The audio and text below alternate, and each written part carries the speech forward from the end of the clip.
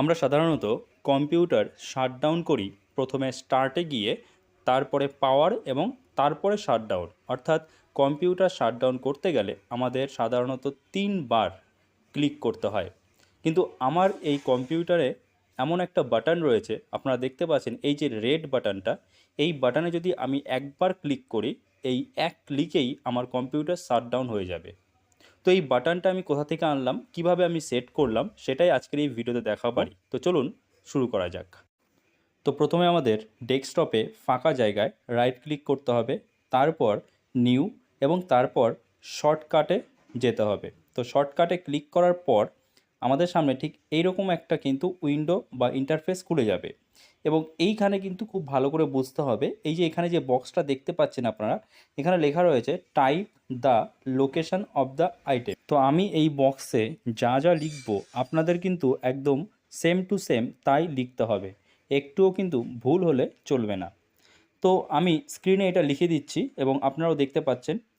প্রথমে লিখতে হবে পার্সেন্টেজ, তারপর শর্ট হ্যান্ডে WINDIR percentage, backslash SYSTEM 32 backslash SLIDETOSHUTDOWN.EXE। তো একদম সেম টু সেম এই লেখাটা কিন্তু আপনাদের লিখতে হবে এবং তারপরে নেক্সটে ক্লিক করতে হবে। নেক্সটে ক্লিক করার পর এখানে যা লেখা থাকবে তাই থাকবে, আমরা কিছু এখানে চেঞ্জ করব না। এরপর ফিনিশে ক্লিক করব। ফিনিশে ক্লিক করার পরেই আপনারা কিন্তু দেখতে পাচ্ছেন যে আমাদের ডেস্কটপে একটা নতুন আইকন তৈরি হয়েছে এবং এইটা কিন্তু শাটডাউনের আইকন। কিন্তু এই শাটডাউনের আইকনটা একটু খারাপ লাগছে দেখতে, তো এই কারণে আমরা এর আইকনটা চেঞ্জ করব। তো তার জন্য এই আইকনের উপরে রাইট ক্লিক করব, রাইট ক্লিক করে প্রপার্টিসে যাব এবং এখানে গিয়ে চেঞ্জ আইকনে ক্লিক করব। চেঞ্জ আইকনে ক্লিক করার পর আমরা ওকেতে ক্লিক করব।